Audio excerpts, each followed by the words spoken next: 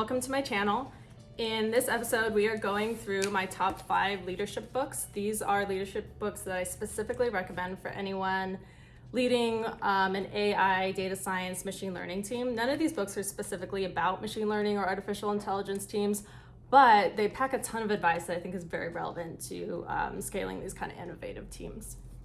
So we're gonna go through these top 5 in order, and I'm going to give you the highlights, why they're in my top 5, and how they relate to AI teams.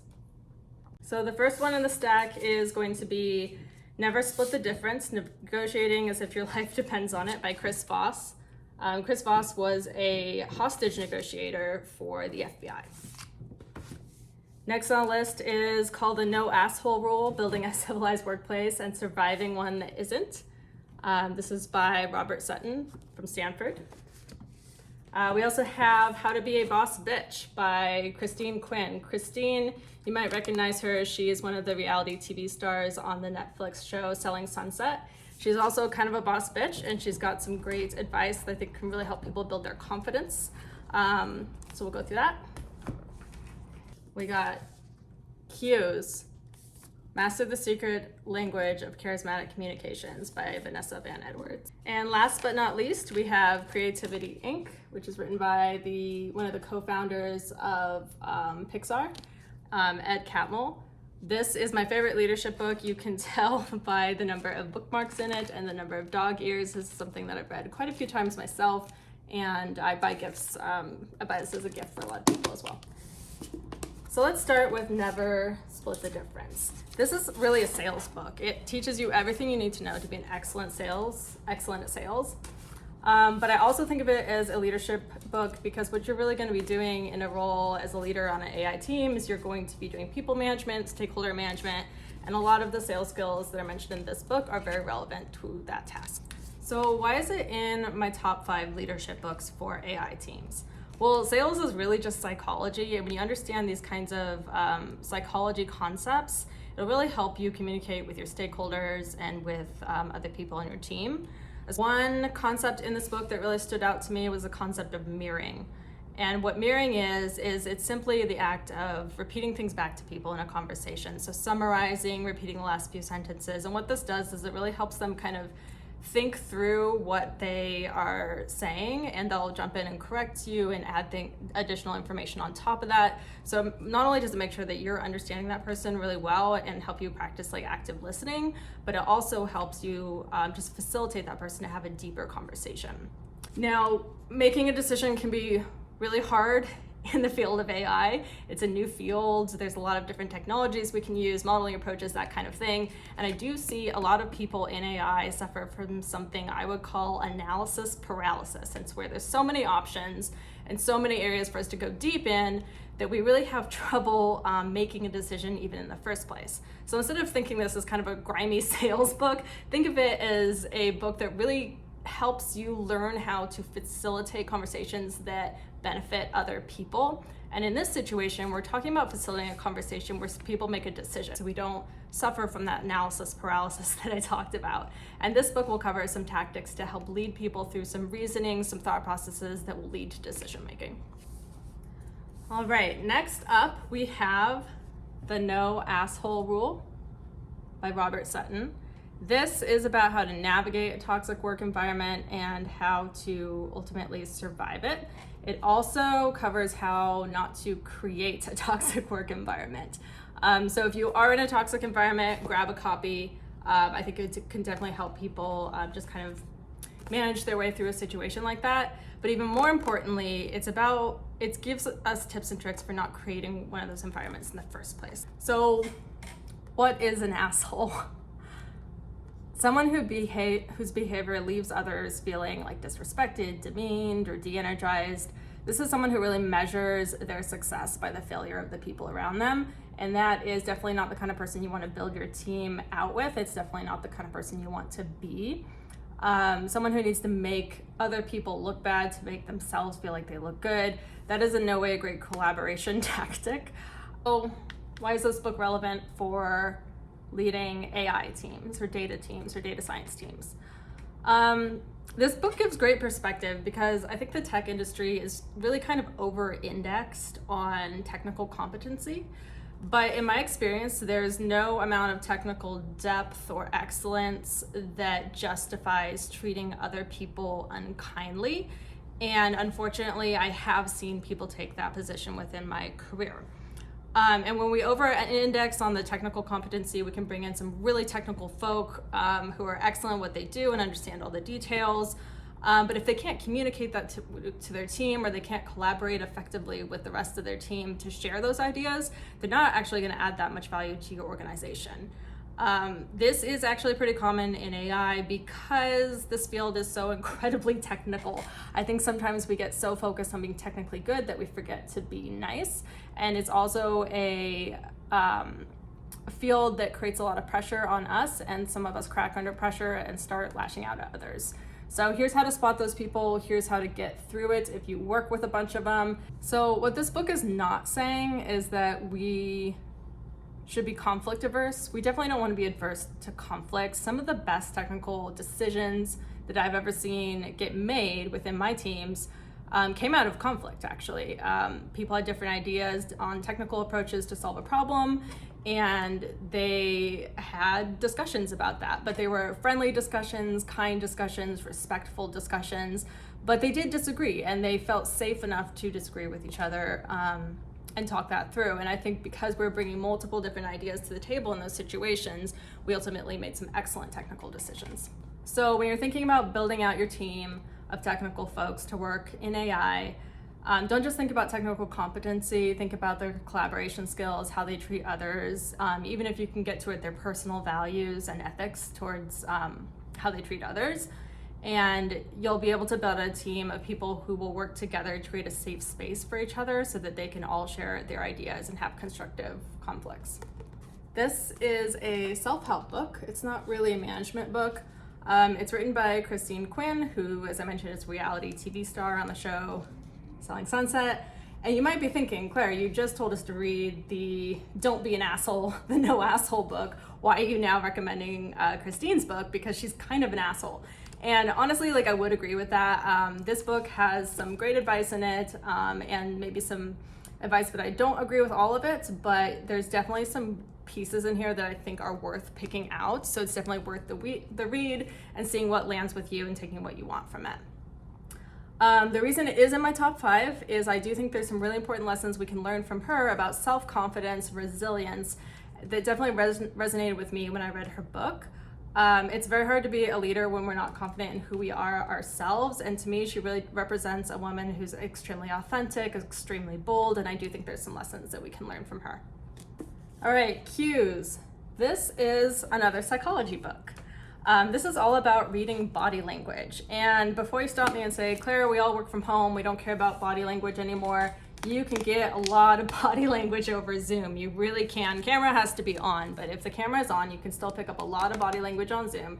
In person, it's even better. But if you learn how to read people's body languages, you learn how to understand and anticipate their emotions, and it will really help you have the right conversations with people. This one doesn't really have a specific reason to be in my top 5 for AI. It's really in my top 5 of all time. It's just important to understand other people and how they're feeling as you communicate with them, and this book has really helped me do that. All right, last but not least is Creativity, Inc. This is overcoming the unseen forces that stand in the way of true inspiration. Ed Catmull was co-founder of Pixar. Y'all are very familiar with it. I'm sure many people have seen Pixar movies. You can see that this book has tons of highlights, tons of dog ears where I've marked different pages, as well as some bookmarks. I try to read this one just about every year. I would say it's basically my management Bible. Now, why is this book relevant to AI? Well, Pixar is a creative company. They're creating art in a sense. And AI is not that much different. AI is innovative, AI is new, and AI, just like the kind of products that Pixar creates, AI, it's extremely important to have a culture that facilitates creativity and innovation. And this book is all about creating a culture where people can be creative. So when we're working in a field that's as fast-paced as AI and changing so quickly, the recipe is not written down yet. There's not always going to be a instruction book to follow. So we need, on these AI teams, we need minds who can think creatively about a problem and propose solutions. And that all starts with creating a culture where people are empowered to do so. So let's talk through a few highlights, things that stood out to me in this book, and why it's on my top 5. It's really the #1 spot for leading AI teams. So one of the main concepts that this book covers is something called fail early and fail fast. This is allowing engineering teams, data teams to ship something quick, ship something that's an MVP, something simple, get it in front of your customer, get it deployed, and start getting feedback, and then begin to iterate. In this kind of research world and in this kind of like data science world, it can be very easy to fall into that trap of analysis paralysis, and also perfectionism, where we're really trying to make something perfect before it sees the light of day. And that is like the #1 thing not to do if you're working on an AI team. It's really important to just get your product out there and start iterating on it quickly, because you won't know what you don't know until you get it out there and start getting feedback. I will mention a caveat here. Fail early and fail fast is great as long as you continue to iterate and improve. Test out ideas and move on to the next one, test out an idea and then start to refine it. If we just ship things early, let them fail and call it a day, that's not really the innovative approach that this book is trying to recommend. Really what we want to do here is avoid the trap of analysis paralysis, avoid perfectionism, get something in front of other people for feedback so that we can start iterating on it quickly and make it better as a team. Shipping a simple product early and not having a long-term vision for what you're building is also not the right way to go towards things. I think it's very important that at least somebody on the project, whether it's a project lead, management, needs to have a long-term vision for what you're building. That vision can totally change as you get new data, and I'd be surprised if it didn't. It really should. It's the whole reason of fail early, fail fast, is to get things in front of people quickly and iterate. But if there is no long-term vision, you're just patching things, and you will build just a code base of band-aids that is really hard for people to navigate and really hard to get working. You kind of need that North Star, that guiding light of a long-term vision. Just don't be afraid to let that vision change. So fail early, fail fast is definitely a kind of mindset that is going to facilitate innovation. Really leaning into experimentation, drawing a little bit from the research world to kind of allow that kind of approach to projects. So there's definitely a delicate balance here with like shipping things quickly, making sure we iterate on them and all that. Ed addresses all of this in his book because it's awesome and it really covers everything you need to know. All right, another thing that really stands out to me in this book and makes it one of my favorites is empowering employees. So this is a concept that like seems really simple, like we definitely should do that, but I've been surprised to see how many teams are really not and have a bit more of like a top-down micromanaging style. But empowering employees, this by far is the most important thing for a successful AI team. You're hiring some of the best, the brightest in data. Why would you not want to give those people a platform and pave a way for them to have a voice and an impact on what you're building? So this book covers a ton of tips on really how to empower people to speak up, to share their ideas, and to make sure that they're contributing their vision to what you're building. But because this book is really focused on experimentation, empowering the voice of people on your team, MVP, shipping things quickly and iterating, all of these concepts are just so core to a successful AI project.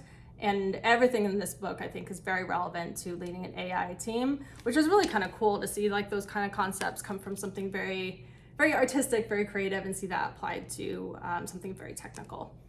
Just read it. I will drop a link to all 5 of these books below in the video description so you can scoop it up. But while I have you here, let me just give you a live reading. I'll read a few of my bookmarked lines here. I really just like the way this book is written too, because there's so many pithy one-liners, and I have a lot of them highlighted here. Let's start with this one. I've made a policy of trying to hire people who are smarter than I am. Here's another one. The responsibility for finding and fixing problems should be assigned to every employee, from the most senior manager to the lowliest person on the product line. That's very true, and it's key to make sure that everybody on the team feels that way as well, so that they can bring forward problems and solutions. We should trust in people, not process. Okay, that's kind of loaded because like you do need process, and I'm taking it out of context, so you should read the book. But oh my God, do I hate process. I really don't like process. But I understand that process is necessary. And I actually myself spend a lot of time creating and iterating on process. The reason I say I hate process is I don't think the right way to execute on a project is to just come in and follow a process. And while that might work well on really established kind of projects, maybe not in AI, it's not going to work on an AI project because it's such a new field that there's not a recipe book to follow. So if someone is really just looking to come in and follow a process, that is a bit of a red flag to me. I think that the best people, the people that they've seen deliver the best results are people who are willing to contribute to process, to create it, and to also go outside the lines sometimes and be able to tell when it's appropriate to do so. So I think process serves as a great guardrail, but it's really just don't take it at face value and just follow it. Just understand the why of the process and then go off the rails when appropriate and then circle back and update the process. Here's one more for you. Failure is the manifestation of learning and exploration. If you aren't experiencing failure, then you are making a far worse mistake. You're being driven by the desire to avoid it. I'll leave everybody with that one. If you want to grab some of these titles or all of them, click the link down below. Those are my top 5 management books for leading AI teams. Thanks for tuning into this video. Click the link to subscribe as I'll be doing more content like this. 5